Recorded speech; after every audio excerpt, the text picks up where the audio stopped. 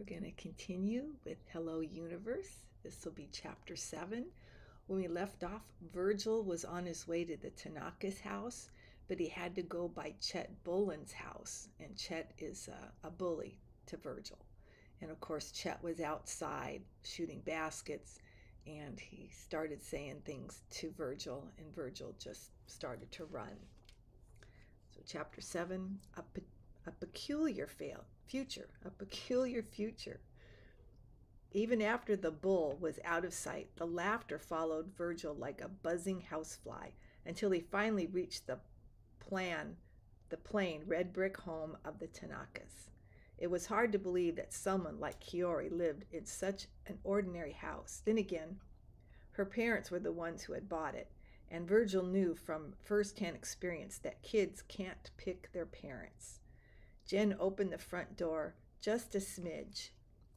A pink jump rope looped around her neck like a stethoscope. Virgil remembered the last time he jumped rope in gym class. It hadn't gone well.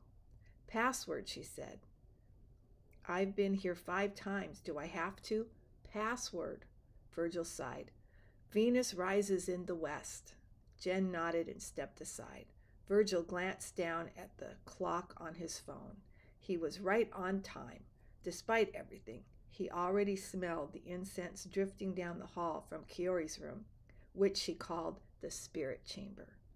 Her room was spare. Other than her bed and rug, there was a table for incense, an enormous, complicated poster of constellations tacked to one of the walls, and books shoved in corners. Kiori sat cross-legged on the rug with a small drawstring bag in her lap. Incense smoke curled over her head and disappeared.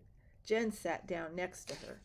Virgil sat down and perched his backpack carefully on his lap. Then he set the mango on the rug in front of him.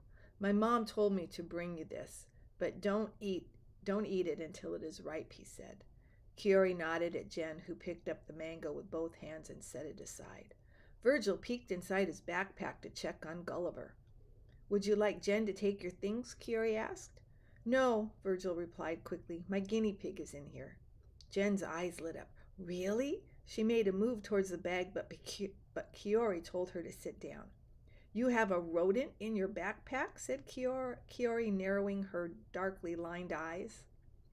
"Technically, yes," said Virgil, "but it's not like it's a rat or anything. It's a guinea pig."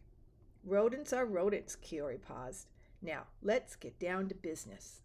She lifted the drawstring bag. It looked like a sack of marbles, but when Virgil reached inside, he realized they were medium-sized stones, like the kind his mother's used in the garden. "Just pick one, don't look, then put it on the rug between us," Kiori said. The rock he selected was nothing special, as far as he could tell. Gray, smooth, kind of shaped like a crescent moon. Kiori studied it like an archaeologist. Then she sat up straight and closed her eyes. "You have a peculiar future ahead of you," she said. She placed her index fingers to her temples. Her dark hair was brushed out and spiked up, like she just stuck her finger in an electrical socket, and her lips were painted a light shade of blue. Very peculiar." "In what way?" asked Virgil. Kiori pressed her lips together. Gulliver sneezed. "Something will happen to you," Kiori continued. Virgil looked at Jen. She shrugged. "What is it?" said Virgil. "What? That's it?" said Virgil. "Something will happen to me?" "I see darkness," said Kiori. Your eyes are closed." She sighed without opening her eyes. "I know my eyes are closed, dummy. That's not what I meant." "What do you mean, then?" "What I mean is I see you in a dark place." "Dark how?" "Just dark." Virgil's heart pounded. Thudump. His second most confidential piece of information. He was afraid of the dark. Yes, he was 11 and shouldn't be afraid anymore, but he couldn't help it. Maybe it was the tales Lola told him about evil 3-headed monkeys that thrived in the darkness, or her stories of bad children who were plucked up by birds in the dead of night. Darkness was a sightless beast, as far as Virgil was concerned. He swallowed a lump the size of Chet's basketball. I don't see anything else, Kiori said. She opened her eyes, then reached across Jen to pick up the mango. She sniffed it. How will I know when this is ripe? It'll be soft, but not too soft, said Virgil. He pushed his fear to the corner of his brain and checked on Gulliver again. Listen, I actually came here because I have a specific problem. What kind of problem? He looked at Kiori, then Jen, and pulled all his thoughts together. He imagined the words standing up in a perfect line and coming out of his mouth clearly, without stuttering or skipping or sounding stupid. This was a big deal.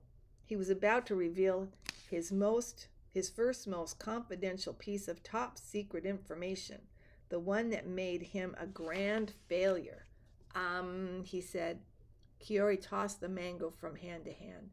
The thing is, he continued, there's this girl that I know.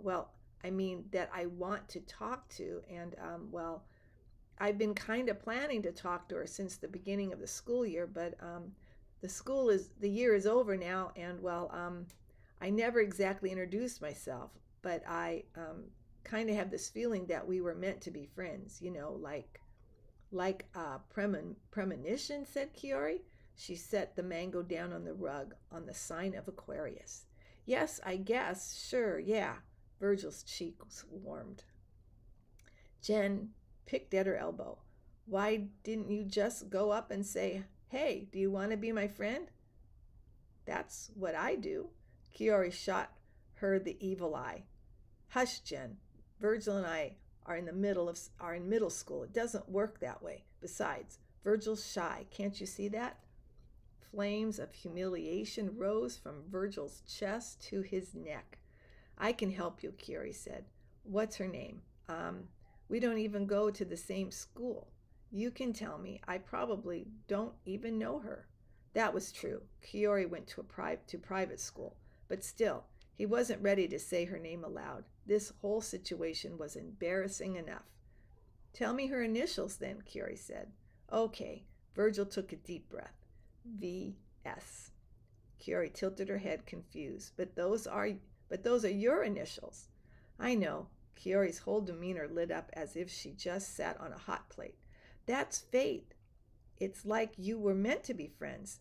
There are no coincidences, Virgil Salinas. Kiori was practically giddy. Do you know her sign? He was almost too humiliated to admit it. But yes, he knew. All the kids in the Thursday resource room celebrated their birthdays with a sheet cake, and he had made a specific note when it was Valencia's turn. Birthdays were the only time the whole resource group gathered together. The rest of the time they sat at tables with their one-on-one teacher, working on whatever challenge had put them there. Virgil spent his hour with Miss Ginridge, learning about numbers, and Valencia spent her time with Mr. King, although Virgil wasn't sure what Valencia needed to learn. She seemed pretty smart. It sounded like all they did was review her homework assignments for the week to make sure she understood everything. Sometimes Mr. King let her spend her hour reading. One time Virgil snuck a look at the book, Untamed, The Wild Life of Jane Goodall, it was called. That night he Googled Jane Goodall and found out that she was the world's foremost expert on chimpanzees. He promised himself he would read the book too, someday. She's a Scorpio, he said.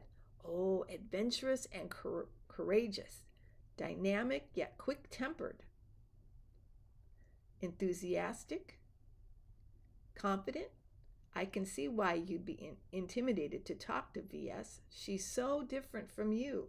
Virgil knew she didn't mean that as an insult, but it stung. Kiori bit her bottom lip, thinking. Jen grabbed the ends of her jump rope and pulled them taut. Virgil looked down at Gulliver. A few heavy moments of silence ticked by. I know just the thing, Kiori said finally. She scooted forward and leaned in like she was about to give Virgil the most valuable piece of knowledge in the history of information. She was so close Virgil could smell her peppermint gum. Find 5 stones, each of a different size. Then bring them to me next Saturday at 11 a.m. sharp. Got it? Got it. Oh, and one more thing. Kiori reached into her pocket. Do you still go with Lola to the Super Saver on Fridays? Yes. She handed him a business card. Bring this with you, if you don't mind. Tack it on the bulletin board for me. I would do it myself, but my parents freak out when I give my name and phone number to random strangers. Virgil took the card from her. It says, Kiori Tanaka, psychic. New clients welcome, no adults. Her cell phone number was printed on the back. Put it where people can see it, she added. Virgil said he would. And that was Chapter 7 of Hello Universe.